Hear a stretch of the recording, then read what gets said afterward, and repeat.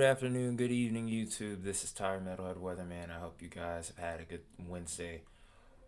This week feels like it's going by really fast, but I guess that's the effect fall has on a lot of people.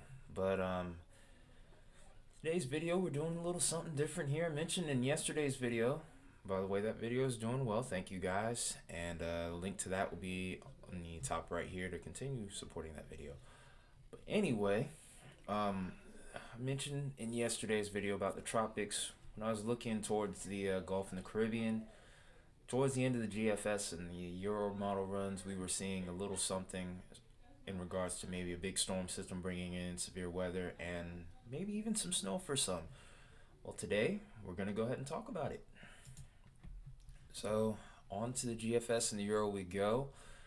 Now, one thing I'm going to use as a slight disclaimer here, other than the fact that we're still looking about 150 plus hours out, is the fact that this is the 12Z GFS and the 18Z is loading right now, as a matter of fact.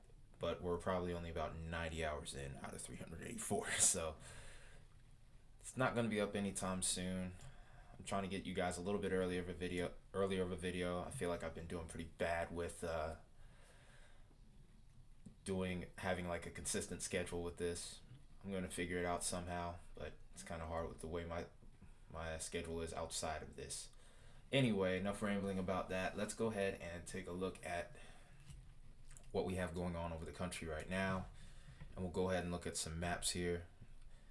This is a vorticity map here. This usually is an indicator of how strong a storm system is, and this is a pretty big one, and I discussed this in a video within the last week, but we were thinking this might have tracked a little bit further south and may have caused a brief like clipper like snow event for the northeast. Doesn't look like that's going to happen this time.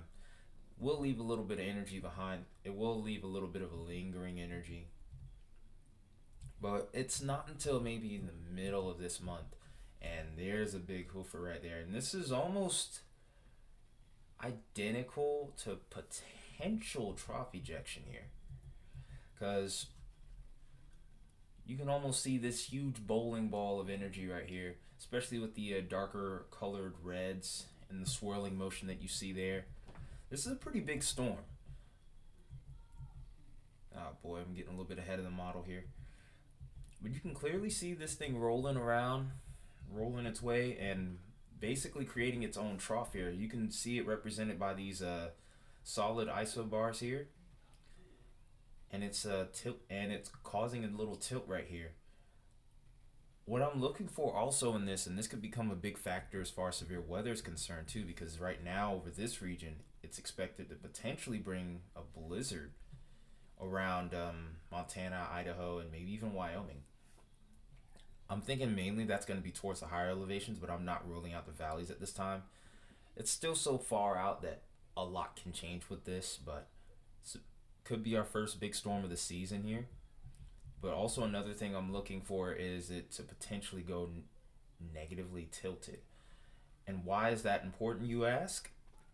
A negatively tilted trough during this time of year is actually a big factor in what causes a lot of big severe weather outbreaks during the equinoxes, both in the spring and the fall.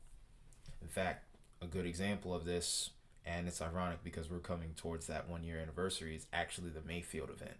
The Mayfield tornado event. That storm system was fueled by a negatively tilted trough.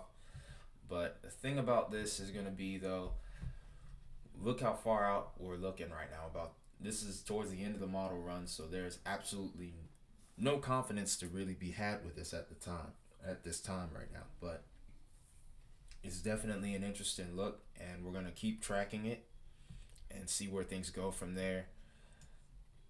I don't expect this to really be like a super long video for you guys, so we'll just go ahead and keep rolling here. We'll set this back and then we'll go to the Euro now. The 18Z Euro hasn't even started yet, so it's going to be a little while before I get there. So it'll be interesting to see what those model runs draw out. If you guys want, I have social handles. I can leave them in the description, and if you want, I can actually make a post about what I see on those models on my social handles if you're willing to follow or just take a peek even. But anyway, let's go ahead and see what the euro has to offer here. So from the jump here, it looks like it's pretty much the same thing. And for the most part, it's not going to be till about 130, 140 hours out. This looks like it comes a little bit further from the north from the euro here versus the GFS.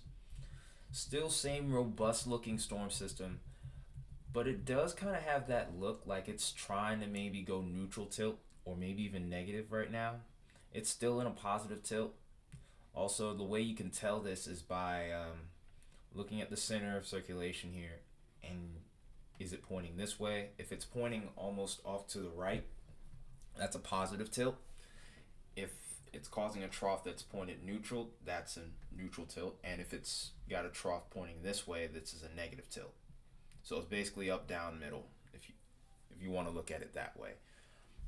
But GFS and the Euro are both agreeing on a pretty robust storm system potentially rolling through the country around the middle of the month. So mark that in your calendars, and just maybe start to prepare, especially around this region. I'm still not entirely sure of the severe weather threat with this just yet, so I'm not gonna bite onto that too heavily, or even the snow. Like, we're not gonna get into any snowfall totals, and we're not gonna look at any Cape values or anything like that. It's just too far out for me to really go into detail with that just yet. I think within the next week we'll probably start looking at the first Cape values and maybe start looking at the first snowfall totals. So we're going over what the radar could look like once we get to that point. And here it is. Here's our snowstorm, or potential snowstorm, I should say. And it's a pretty hefty rain snow line here that's being shown by the Euro here. And it goes down pretty far into the Four Corners region, and even some areas of Nevada might get some snow, which is really interesting. It's pretty robust low pressure. We're sitting at 1,004 millibars, pretty strong for an inland cyclone, so to speak. And then on the front side of this, in the warm sector, looks like we do have some severe weather here. It's kind of hard to figure out what kind of mode this could be. Like I said, with it being this far out, it's going to be really hard to kind of latch on to much of anything on my end. But this is definitely something to watch, and this will be pushing its way towards the south and east. So some big changes are coming with this. So there's a big weather pattern change coming, and we're just going to have to get ready for it. Go ahead and, of course, take a look at what the GFS has to offer as well. And fingers crossed here. We'll see if it works, so to speak. Because me and the GFS, as far as pivotal weather is concerned, sometimes we aren't the best of friends, if you know what I mean. If you've watched the channel enough, you will know some of my struggles. But anyway, we're starting to load here. We're going to jump to about 138 hours. Again, here's our storm system rolling in. GFS is almost always kind of, I wouldn't necessarily say a drama queen, or king or whatever. I don't know what gender it would be anyway, but the GFS always overdoes some things. Like, you can see the dark purple here, the dark purple values over here. That indicates heavy snow, and that's towards the Sierra Nevada. It's not the most wily kind of it's not a long shot, I'll put it that way, but it is a little bit bold in my opinion, especially for a storm system that isn't looking as robust. And it doesn't look quite as impressive as it does on the Euro. It'll be interesting to see how things kind of unfold beyond that point. But this does look a little bit smaller. I'm kind of biased more towards the Euro because the Euro's been right a lot over the summer. But GFS is sometimes seasonal. Like, sometimes during the spring she'll do good. I'm calling it a she, and I didn't even know the gender. But sometimes the GFS will do really good in the spring, and then during the summer or fall it'll fall off, and then towards the winter it'll either do good or do bad. I don't know. It's just It's a toss up, especially with it being this far out. We'll go ahead and take a quick look at the temperatures too while we're at it. And then from here, I guess we'll end the video. For the most part, I haven't really seen too much of a discrepancy in the models as far as the temperatures are concerned. And also, this is usually when I start to run into problems with the GFS. Wait, hang on a minute. It's behaving today, which I'm grateful for. Wait, let me not speak too soon. Alright, so for the rest of this week, we're looking like we're going to be just a tad bit above average around most parts of the country. But again, once we get to about maybe the end of the weekend and towards Monday, that's when we start looking at that. That's when we start seeing that storm system coming into the picture here. Monday evening, we're looking more towards Alaska and parts of Canada here. We start to see that cold air starting to creep in. And slowly but surely, it's working its way. And you can see that blue starting to creep into the northwest more and more further along we go. So by next week, it's going to be really cool in the west.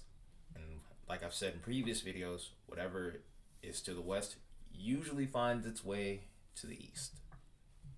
So this cool down is coming, and this is what also is leading me to think that there is going to be some bigger storms in the coming weeks, especially over the central part of the country, because we're still sitting around the 80s, but we have cold air knocking on our door here. And wherever we have that warm and cold air meeting, that collision of air masses is going to cause more thunderstorms. To what extent or what kind of strength they will be, still unknown. But you can clearly tell that we're starting to transition into fall here, folks. So this is also an opportunity for me to tell you, go ahead and start getting those sweaters out now. Don't get blindsided by this, because this is great get sick weather, if you know what I mean. So towards the end of the model run, we really start to cool down, but we're going to have to take all that with a grain of salt. Go ahead and look at the Euro one time, and then I guess that'll be it for us. Okay, so we're looking at 12Z, of course. So far, it looks like we're loading pretty good here. Yeah, I think we'll be fine here. It's nice to have the pivotal weather site. The pivotal weather site doing well on my computer for once, because normally I usually have fits with this. Excuse the dogs barking outside. I'm right next to the dog park where I live, so yeah. Alright, so pretty much like I said, not much discrepancy between the models here. I think the Euro is going a little bit colder than the GFS, of course, which would lead to a stronger snowstorm type event over towards the Rockies. But beyond that, not too much different. Of course, we're not going as far out as the Euro. I think over the next couple of days will become really telling, especially once we get towards the start of next week. But that's pretty much all I got for you guys today on this video. If you liked what you saw here today, please drop a like. Let me know in the comments what you think of the weather going on so far. Are you excited for this pattern change or not?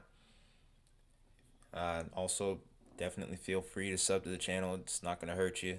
It's free to do so. It's also free to share the channel. Tell your friends about it. Definitely trying to grow this into something bigger. Maybe so that I can maybe do stuff like this closer to full time. I don't know if I'll ever do it full time, because I also do music. Also, I just posted something on my second channel. I'll have that at the end of the video screen if you've made it this far. But that's it here on my end. This has been Tire Metalhead Weatherman. You guys have a good night, and I'll see you in the next video.